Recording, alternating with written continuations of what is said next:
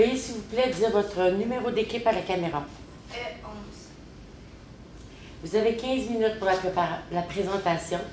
Je vous montrerai le temps restant à l'aide de carton aux 7, 4 et 2 minutes, ainsi qu'aux 30 secondes restantes. Je ferai le décompte des 10 dernières secondes avec mes doigts et j'afficherai un carton indiquant la fin de votre présentation. Une période de questions d'une durée de 5 minutes chronométrée suivra. Après les 5 minutes, j'annoncerai la fin de celle-ci. Si vous êtes en train de répondre à une question, veuillez brièvement conclure. Vous ne devez en aucun temps dévoiler la provenance de votre cégep sous peine de disqualification immédiate. À tous les observateurs, le silence vous sera demandé tout au long de la présentation et de la période de questions. Si vous désirez applaudir, vous devrez attendre la fin de la période de questions.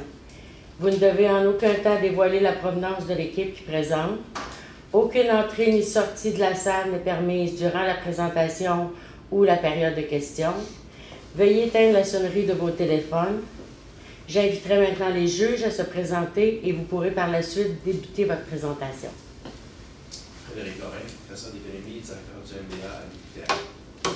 Mathieu Cossette, commissaire industriel chez Innovation Développement économique Trois-Rivières. Emmanuelle Gagé, directrice de vente des entreprises Moxie. Marine Poirier, adjointe administrative et responsable RH chez Métafam. Alex Grenier, chargé de projet chez Métafam. Enchantée. Donc bonjour, j'espère que vous allez bien. Je veux commencer avec 3 mots qui sont la vision de l'entreprise, donc développement de compétences, esprit d'équipe et santé. C'est ce qui oriente la vision et la mission de l'entreprise. C'est aussi sur ces 3 mots qu'on s'est basé aujourd'hui pour développer des stratégies personnalisées à vous pour atteindre les objectifs d'entreprise. Je me présente, mon nom est Roxane et voici mes collègues Alexandre et Zoé. Nous sommes fiers partenaires de la firme Stratego et aujourd'hui nous allons vous présenter vos stratégies.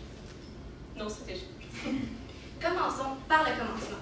En effet, vous nous aviez confié un mandat, les objectifs que votre entreprise veut acquérir.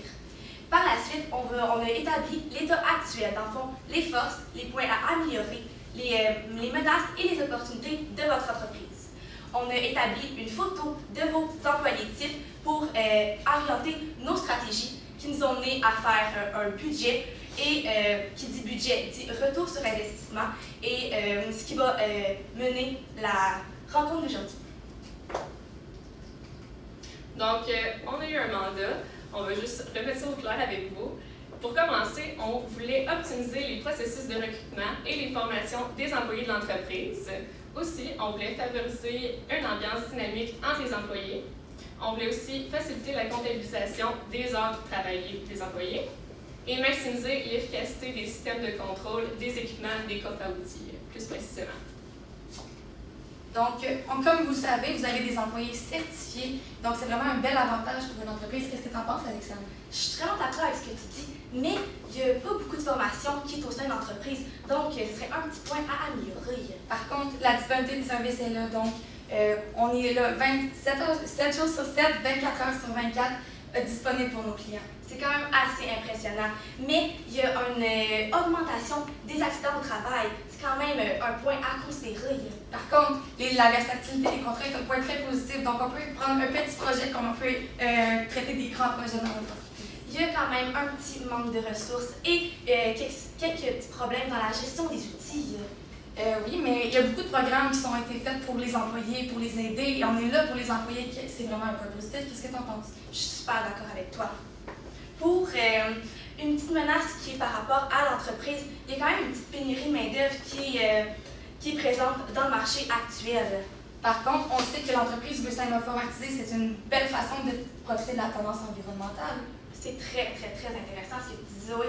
Mais il y a quand même une manque de main-d'œuvre pleinement certifiée pour l'entreprise. Oui, mais il y a aussi, on peut pallier à ça avec l'ouverture des écoles pour les collaborations. Donc, on va pouvoir faire de la formation probablement. Je suis d'accord avec toi. Donc, on s'est permis de dresser 2 portraits de vos employés, en fait 2 petits personnages. On va commencer avec Michel. Michel, c'est un homme, un père de 2 enfants. Il possède une maison, il a 38 ans. Sa formation, en fait, c'est le diplôme d'études secondaires. Il est passionné de chasse et pêche et il est super actif, donc il aime ça quand ça va vite. Et puis, on a Xavier, 26 ans, un jeune de 26 ans, marié, nouvellement papa d'un petit garçon. Donc, on s'imagine qu'il n'y a pas beaucoup de temps à passer de plus à l'entreprise. Donc, il aime ça être avec sa famille, il veut passer du bon temps parce que ce temps-là, il ne reviendra pas. Il a une formation de DEP en soudure et il aime vraiment beaucoup les automobiles et c'est un passionné du Canadien de Montréal. Donc, passons aux choses sérieuses. Le gros morceau de la rencontre d'aujourd'hui, les stratégies. Premièrement, on a fait des stratégies sur les formations et le recrutement, qui est vraiment la stratégie importante dans votre cas. Premièrement, on a divisé la formation en deux volets. La formation à l'interne de l'entreprise et la formation dans les écoles. Pour ce qui est de la formation dans l'entreprise, étant donné que les vieux employés ne veulent pas prendre faire de mentorat, on va sélectionner des employés qui pourraient être disponibles et qui sont qualifiés pour, et on va leur offrir un bonus. Donc, il y a des employés qu'on remarque qui font leur preuve dans l'entreprise, qui sont là, puis qui s'impliquent vraiment. C'est ces employés-là qu'on va venir voir et les impliquer dans l'avenir de notre entreprise, de votre entreprise en fait. Ensuite, pour la formation dans les écoles, en fait, comme vous savez, vous faites affaire avec Qualité pour la formation. Donc, on a pensé pousser ça un peu plus loin. Faire des conférences dans plus d'écoles de DEP et puis apporter dans les conférences des formulaires de demande d'emploi. Donc, on remplirait ces formulaires-là quand ils sont encore sur les bancs d'école, donc ça leur assurerait un poste déjà dans l'entreprise. Et puis, on paierait un cours spécialisé que vous aurez créé pour la formation. Donc, quand ils rentrent dans votre entreprise, ils sont déjà formés, pas besoin de mentorat, c'est déjà fait, ils savent à quoi s'attendre. Et puis, pour la formation des autres employés qui sont dans votre entreprise, il va falloir faire la formation en continu, donc la formation trimestrielle. Donc, à chaque mois, on va se rencontrer autour d'un bon souper payé pour les employés. Les heures qu'ils vont passer avec vous vont être payées. Ça va pas être comme un format de classe et élèves. Ça va être une table ronde, donc les employés vont se sentir sur un pied d'égalité. Ça va être convivial. On va leur parler des changements d'entreprise, des règles de CNESST, des informations à savoir pour les choses qui s'en viennent et plusieurs choses comme ça. Donc, ils vont vraiment être impliqués, ils vont peut-être se sentir plus motivés à l'avenir. Passons au système de contrôle des heures. Donc, comme je l'ai dit plus tôt, il y avait un petit peu de difficulté avec le pointage des heures. Les gens qui commencent à travailler, on ne sait pas trop. En fait, le contremaître prenait les heures, puis c'était mal comptabilisé, il y avait de la difficulté avec ça. On pense que ce serait vraiment une super idée d'avoir un système informatique qui serait disponible en fait sur les téléphones mobiles. Donc, les employés plus jeunes, on sait qu'ils sont super à l'aise avec les téléphones, ça va bien.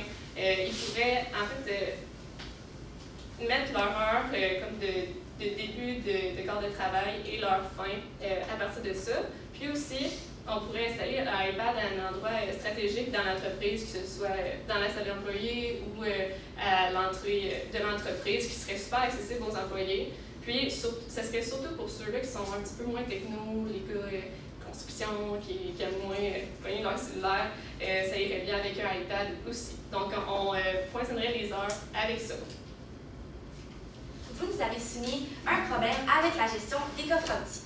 Donc, on a eu comme idée de faire des codes pour chaque boîte en fonction des catégories. Dans le fond, les mécaniques pourraient avoir l'instruction M avec le numéro qui suit en fonction de la boîte, ainsi de suite pour les autres. Mais on va vous faire un petit exemple. Par exemple, on revient sur notre personnel, Xavier, qui rentre au travail. Il rentre au travail, puis il faut qu'il aille chercher sa boîte à outils. Il rentre son code dans l'ordinateur, le code 17. Après ça, il prend sa boîte à outils, il la scanne avec le SKU pour vraiment informatiser le processus. Dans le fond, dans l'ordinateur, il va être marqué que Xavier, employé numéro 17, a pris la boîte S9 pour aller travailler. Et dans le fond, ça va vraiment faire en sorte que vous allez pouvoir avoir un compte rendu de à quelle heure il a eu sa boîte, quelle boîte il a eu, puis qu'est-ce qu'il y avait à l'intérieur, ce qui vraiment améliorerait la productivité de votre entreprise et qui ferait en sorte de vraiment plus contrôler ce qui se passe dans vos coffres outils. Le sujet des camions. On sait que les garçons ils ont de la difficulté avec la propreté. Les camions sont tout le temps un petit peu mal organisé, c'est mal propre un petit peu. On a pensé à une association en fait là, des travailleurs au camion en début de journée. Donc le contremaître, la personne responsable, et il y a certainement un tableau dans l'entreprise, cette personne-là va écrire le numéro de camion avec la personne qui va être associée au camion pour la journée. Ça va fonctionner comme ça pour toute la semaine en fait. Puis, on a pensé à des récompenses mensuelles pour les personnes qui entretenaient super bien les camions. On s'est dit, on a pensé à des récompenses comme des billets pour le Canadien, des billets pour voir des spectacles. On s'est dit qu'on allait allouer un budget aux récompenses, ça va être plus tard. Puis aussi, pour les camions, on sait que les valeurs étaient un petit peu moins... Les employés étaient un petit peu moins sensibilisés aux valeurs de l'entreprise. On a pensé à faire un lettrage. En fait, on sait que vous aviez Métafab sur les camions déjà inscrits. Mais on s'est dit qu'on pourrait rajouter en dessous les valeurs de l'entreprise. Clairement que chaque fois, on les mettrait en fait juste comme de chaque côté du camion. Puis, ça remémorerait un peu la personne, en fait, à chaque fois qu'elle rentre dans le camion, à l'embarque, elle voit les valeurs de l'entreprise. Puis elle fait « Ah oui, comme, tu sais. » C'est pour ça que je dis. Puis ça va super sensibiliser les gens, ils vont s'en rappeler, puis on pense que ça va être vraiment bon pour l'esprit d'équipe. Donc, passons au budget. Ce que vous voulez savoir, en fait, c'est le plus important, c'est combien ça va vous coûter. Mais en fait, étant donné que vous ne nous avez pas donné de budget, on est allé au sens plus large, donc vous pourrez avoir la liberté d'investir le nombre d'argent que vous voulez dans ces points-là. Donc, c'est sûr qu'avec le fonctionnement de pointage avec l'application, juste préciser que l'application, on avait pensé à Agendrix, c'est une application qui fonctionne très bien en ce moment. On va installer des iPads, un iPad peut-être usagé dans 500 $. Ensuite, l'informatisation des outils de travail va avoir un coût. Il va falloir prévoir un budget pour les récompenses. Donc, on se dit à peu près 1 000 $ par mois. Et ces récompenses-là vont être annoncées lors des rencontres trimestrielles. Le mentorat, on prévoit une augmentation de salaire de 5 $ de l'heure pour les employés qui vont faire du mentorat. Pour la formation, c'est une formation de 60 heures. Donc, on a décidé de payer la formation 60 heures. Il va falloir établir avec les écoles qu'on va faire partenaire le prix des formations. Donc, on va payer ça. Et oui, pour les rencontres trimestrielles, ça va aussi nous coûter le souper et les heures que les employés vont passer avec nous. Et puis, l'abonnement au système de pointage va avoir un coût aussi. Il va falloir en discuter avec Agendrix évidemment. Pour ce qui est des retours sur investissement, en fait, c'est le fun de voir où on va mettre notre temps, où on va mettre le budget alloué, mais c'est toujours le fun de savoir qu'est-ce qu'on va en tirer de ça, qu'est-ce que ça va nous apporter dans l'entreprise.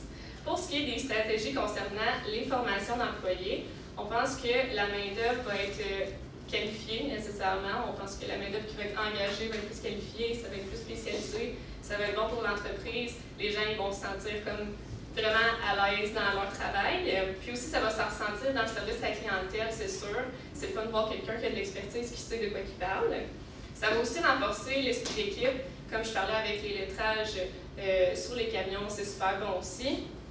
Aussi, pour les formations, en fait, là, pour la CNESST, ça va améliorer la santé et la sécurité au travail. On pense que c'est vraiment quelque chose d'important pour une entreprise parce qu'on n'aime pas les incidents de travail, on ne veut pas que quelqu'un aille mal.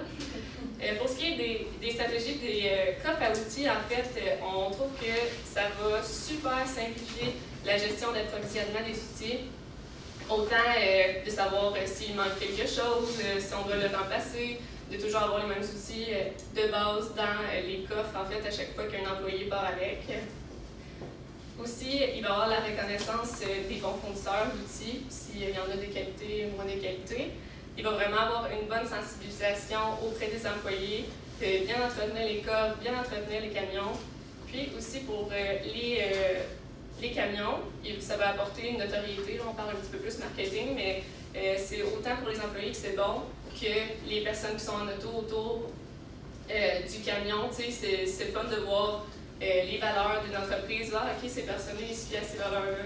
Ils sont fixés ça comme vision. C'est super intéressant aussi à voir. Metafab a été une compagnie qui croît énormément pendant les dernières années. On espère que nos stratégies qu'on vous a apportées vont vous aider à encore élever Metafab à un autre niveau. On espère d'avoir répondu à vos questions et répondre à vos questions à l'instant.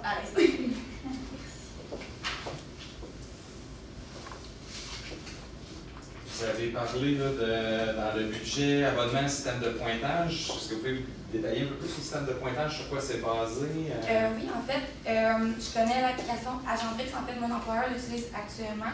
C'est une application sur laquelle on se connecte, puis on a un punch d'employé dans le fond. Puis avec ça, on est capable de savoir la localisation, où est-ce que l'employé s'est punché. On est capable de savoir mettre des commentaires, donc si jamais il est rentré en retard ou pourquoi, il peut spécifier pourquoi. Ça permet de distribuer les horaires également. Puis c'est vraiment comme ça. Tu peux prendre congé aussi sur cette application-là. C'est vraiment un bel outil pour faire un virement vers l'informatisation. J'ai une question par rapport, quand vous avez parlé au début de la présentation, de faire des conférences d'école, tout ça, vous avez parlé d'un cours sur l'entreprise, dans le fond, qui aiderait à faire en sorte qu'ils soient comme déjà formés. Est-ce que c'est bien ça que j'ai compris? Oui, en fait, c'est ça. On créerait un cours spécialisé pour Metafab. Puis, c'est ça, les étudiants qui seraient intéressés pourraient participer au cours sous votre portefeuille, en fait. Mais ça créerait des postes qualifiés, en fait. Des cours théoriques, là, oui, théorique, pratique, un peu comme ils font en DEP. Là. Ça reste la même formule d'un DEP, c'est juste que c'est nous qui le créons pour nos besoins. Merci. Pour compléter, si j'ai bien compris, on s'en va faire les conférences dans les écoles secondaires. Non, en fait, c'est les conférences dans les écoles comme les DEP, en fait, comme Qualitech par exemple, mais au Québec. Fait que pour rendre ça simple, là, en fait, c'est des conférences. Dans les conférences, on donne le formulaire. Le formulaire, il indique notre entreprise, comment on voit ça. La personne s'est intéressée, elle le remplit, elle nous l'envoie, elle envoie le CV, on la rencontre si en fait ça vous intéresse. Puis, il y a un contrat en fait qui marche avec le cours. S'ils réussissent le cours, bien, ils vont avoir un emploi pour vous en fait, parce que vous savez que la personne va être super qualifiée. Parfois, c'est juste un supplément au DEP. C'est un cours externe au DEP, c'est un plus pour l'employé. Un complément du cours. Exact, oui, exact. Ouais, c'est un cours de plus qu'on ajoute au cheminement. Allez-vous? C'est par rapport à l'enfant de début à iPad, c'est sûr que c'était un budget approximatif. Oui. C'est 500 $, mais c'est qu'il y aurait un point de chute uniquement pour 80 employés, par exemple, pour le système de paye, comment que vous avez vu ça? Est-ce que je peux faire répéter? Oui, excuse-moi. Oui, c'est un peu mélangeant. J'ai vu dans le budget qu'il y avait un iPad pour, dans le fond, le point de chute pour les payes. Mais ils sont 80 employés et si je pensais, dans le fond, à faire plusieurs points de chute pour que les gens aient rentré leur paye, par exemple? Ben, en fait, les points pour rentrer les heures, comme je l'ai dit, c'était sur il faut avoir le téléphone cellulaire et l'iPad. Les deux, c'est connecté. En fait, là, c'est jumelé ensemble. Donc, le 90, on peut soustraire les personnes qui vont prendre leur cellulaire, qui vont vouloir aller vite, puis comme ça. Puis sinon, l'iPad va être vraiment, ça va être un seul. On s'est dit, ça va pas coûter cher. Puis les gens qui ne sont pas allés sur leur cell vont juste. Si je peux préciser quelque chose sur le système de pointage, si la personne a oublié de se pointer, se dépuncher, si je faisais ça, sur les lieux de travail, à la maison, elle va recevoir une notification sur son téléphone. « Hey, tu t'es pas dépunché, dépunche-toi. » Donc, il va pouvoir sélectionner l'heure et puis là, il va pouvoir marquer la raison pourquoi il ne s'est pas dépunché. Si on considère l'information dans le cas que nos employés ne sont pas très à l'aise avec la technologie, peu importe quel âge. C'est sûr que dans les rencontres trimestrielles, on en parlerait, on ferait beaucoup la promotion de ça, on serait présent pour les employés. En fait, c'est vraiment juste de l'adaptation progressive. C'est prendre le vrai qu'on utiliserait pour qu'ils soient à l'aise avec la technologie. Des démonstrations physiques, dans le fond, qu'il y ait une personne qui vienne vraiment faire une démonstration, qui puisse faire un suivi avec les personnes. Puis je suis pas mal sûre qu'il doit y avoir quand même des personnes quand même assez à l'aise avec des technologies comme ça. Donc je pense que c'est une entraide aussi dans l'entreprise qui pourrait se faire, comme s'il y a une personne qui a une question, qui aille voir un employé qui se sent à l'aise avec le système Moi, je de pointage. C'est vraiment mettre l'emphase sur la formation de cette application. Sinon, j'ai une autre question au niveau récompense mensuelle aux travailleurs qui entretiennent les camions. Vous ne pensez pas que c'est un peu contradictoire de donner une récompense récompenses aux employés pour respecter le matériel de leur prêté? Bien, je pense qu'il y a une problématique en ce moment au sein de votre entreprise par rapport à ça. Je pense que le système de récompense, étant donné qu'ils ne veulent pas se faire réglementer autant, je pense que c'est une façon positive de leur montrer que leur travail doit être fait d'une certaine façon. Peut-être que les récompenses pourraient être comme plus divisées, plus éloignées, et aussi inclure comme l'entretien du coffre à outils dans ce entretien en fait des lieux de travail en général. Ça pourrait rentrer dans ça aussi. La période de questions est terminée. Merci. Merci.